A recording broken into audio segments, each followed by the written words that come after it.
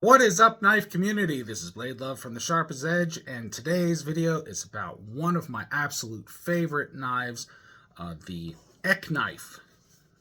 And many of you who have been watching my videos for a while now have seen a few different EK knives I have in my collection, but this one I have been wanting for a long time. So let's check out this video music montage, and I'll be back in a moment to talk more about this beauty.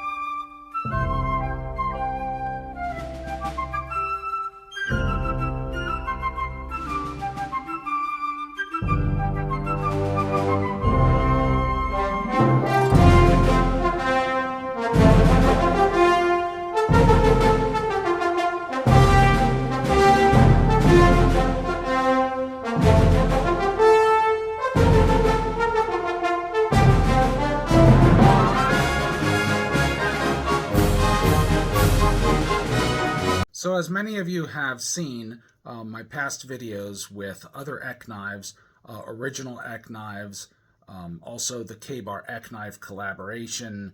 This happens to be another of the Ka-Bar EK collaboration, but it is one I have been wanting a long time. It is the Ka-Bar presentation blade. It is a beautiful piece. As always, Ka-Bar has a very nice box. This particular one was purchased on eBay from a seller who had it in outstanding condition. So I'm going to show you the beautiful sheath first. Look at that. Nice, beautiful, thick leather. Now this is a presentation grade blade, and has that great smell of leather. It came with everything that they normally come with, you know, the warranty, care sheets and such. And here is the blade.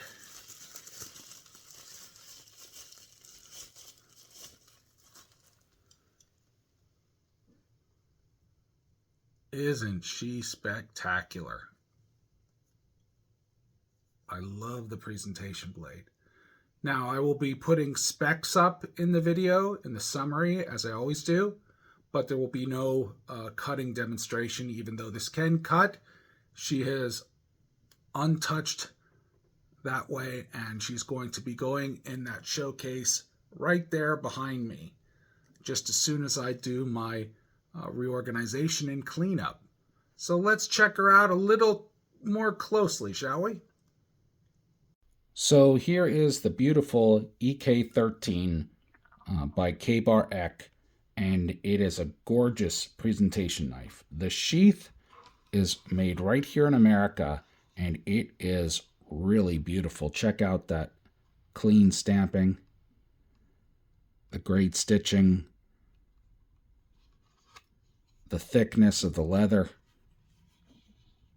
It's beautiful. Although the blade will not be put into it, because this particular blade will be in my cabinet, the sheath will probably join it somewhere on the flooring of the cabinet or somewhere decoratively placed. I don't know yet until I actually organize and clean everything. Now this blade is just beautiful.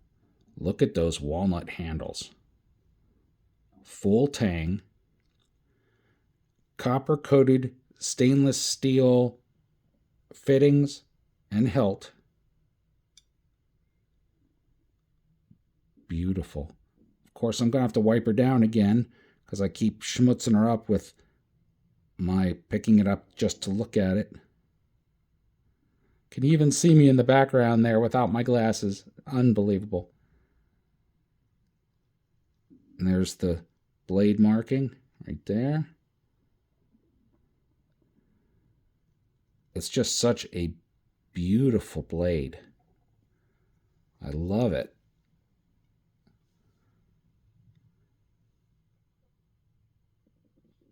I had thought about making this a carry piece, but I really don't want to. I want it to be in my display. It's just too gorgeous. It's just in perfect condition, and I can't believe I got it for the price I got it for. That's what made me extremely excited about this whole thing. So here she is, the Ka-Bar EK13 presentation blade. I'll be back in a few moments with some final thoughts.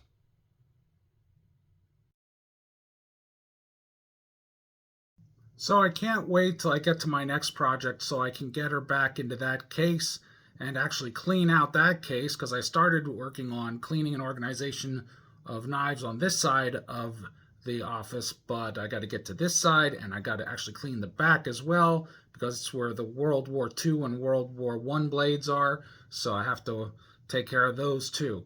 That's the beautiful thing about displaying knives. You have to take care of them, some of them quarterly, some of them yearly. When you have as many knives as I have in my collection, it takes a long time to rotate, and by the time you're done with the whole entire collection, it's time to do the next year's rotation cleaning. So it's a challenge and a responsibility. A lot of funny things I get questions on is, do you use any of your knives? Yes, I do. I use my Terzuola Tamashi here. Love this blade. It is a Civivi blade, and it's quick, simple, and it's compact and low profile with a beautiful ulti-clip on it. That is one of them. I also have an SRK compact, which I adore. I love to use them, and these get used. Now here's the tip. When I use my blades, I have been taught to take care of them. I have been taught not to pry with a blade unless the blade is meant for prying, like the Besh Wedge and other similar designs. I have been taught not to hit my blades with sledgehammers or stand on them while their blade is stuck into a ground stump. These are just tasks that are ridiculous in my opinion, but are fun to watch other people do. I mean, you know, realistically, you're not going to go into the woods and stick this into the side of a tree and stand on it so that you can see a deer coming. Okay? No, that's not going to happen. And nor should you take it and hit it with a sledgehammer just to see how much brute force the handle or the blade itself can take. Those tests are like beyond cold steel tests. There have been questions posed, well, how do you know how your blade's going to function? How do you know if an integral lock is going to work? Well, I will tell you, when I purchase a blade, I do a lot of research, first of all. I do research on other channels that do that kind of thing, and I observe, and I also look at the company's tests. Cold Steel does some rigorous hardcore testing, and there's a lot of other knife companies that like to brag about their operational devices and test them under seriously ridiculous circumstances. Non-realistic at times, but still fun to watch. But the reality is this. A lot of collectors have knives that just stay in the showcase or on the walls, and that's fine. But we also have real functional knives that we use on a daily basis, and these are just two of them. But the difference is that, like I said before, we maintain them and take proper care of them and use them for the intended use they're meant for. That is what maintains a fine blade.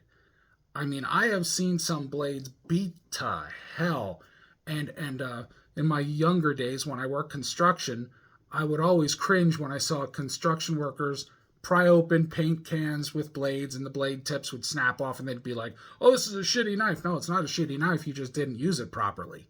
You know, they would cut steel bands to bricks and mortar cases and bag cases and whatever they have. And it's like unless you have a blade that is meant to do that, or at least built to be able to do something similar to that, you can't expect it to operate in that kind of environment, especially if you don't take proper care of it. Use the blade for what it is meant for, the class it's meant for, and the task it's meant for. That's just, you don't take a .22 caliber to hunt a rhino in South Africa or Africa, okay? It's the same principle. You have to use the blade that's meant for the environment it is intended to be used in.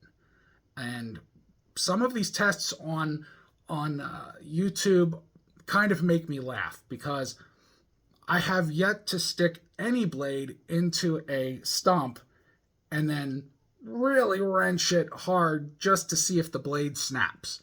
Okay? Cold Steel's done it. A lot of other knife companies do that. I don't feel the need to do that. I'm a collector. I love collecting. I love carrying them EDC. I love talking to people about them. I love doing videos on them, sharing the knowledge and the skills. There are so many channels out there that love to show firecraft, bushcraft, camping skills, everything like that. That's awesome. I love watching that stuff. I even love watching the crazy, insane people that are hitting knives with sledgehammers, or driving over them with tanks, or doing some really crazy stuff that you just couldn't even imagine. But in the end, you're not really going to buy a knife that you intend to have run over by a tank, unless of course you're in the military or special operations group and you're on the battlefield. And in that situation, you wouldn't allow your blade or your weapons to be run over by a tank, because they'd be on your body, on your person, well maintained, properly managed, and that's it. There's a crazy mode of thinking. There's the YouTube mode of thinking, where anything is possible that can happen to a knife. Then there's the reality. The people that know how to use knives will know what they're capable of, because they're using them for the purpose for which the intended design was made. It's just a little bit of common sense. Always drives me nuts.